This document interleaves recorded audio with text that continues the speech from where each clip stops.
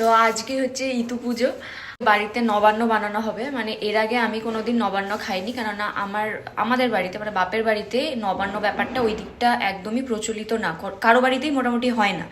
তো শ্বশুর বাড়িতে হয়, কিন্তু আমি কোনোদিন খাইনি। তো আজকে মা নবান্ন বানাবে, আর তোমাদের সাথে আমি শেয়ার করব নবান্ন মা কিভাবে বানাবে। আতপ চালটাকে খুব ভালো করে ধুয়ে ভিজিয়ে রাখা হয়েছিল, আর সমস্ত রকম ফল মা এখানে কেটে নিয়েছে। এরপর আতপ চালটাকে না মিক্সিতে দিয়ে একটা স্মুথ পেস্ট বানিয়ে নিতে হবে। অ্যান্ড তার মধ্যে মা মিষ্টির জন্য অ্যাড করেছিল বাতাসা। আমি কলাটাকে ম্যাশ করে দিলাম, সেটাকেও এবার অ্যাড করে নেওয়া হচ্ছে। এরপরে এর মধ্যে অ্যাড করে দিল মা গুড়ের কালাকাঁদ, নারকেল কোড়া, আর যে ফলগুলো কেটে রাখা হয়েছিল সেগুলোকে। এবার সমস্ত কিছুকে খুব ভালো করে মিশিয়ে নিতে হবে। এরপরে অ্যাড করা হয়েছে মধু, ঘি, দুধ আর এলাচ গুঁড়ো। এলাচ গুঁড়োটার জন্য একটা অদ্ভুত সুন্দর ফ্লেভার এই জিনিসটার মধ্যে আসবে। আর গরুর দুধের অল্টারনেটিভ তোমরা মিল্ক পাউডারও অ্যাড করতে পারো, সেটা তোমরা তোমাদের ইচ্ছে মতো অ্যাড করে নিতে পারো। আর টেস্টটা জাস্ট অসাধারণ হয়েছিল।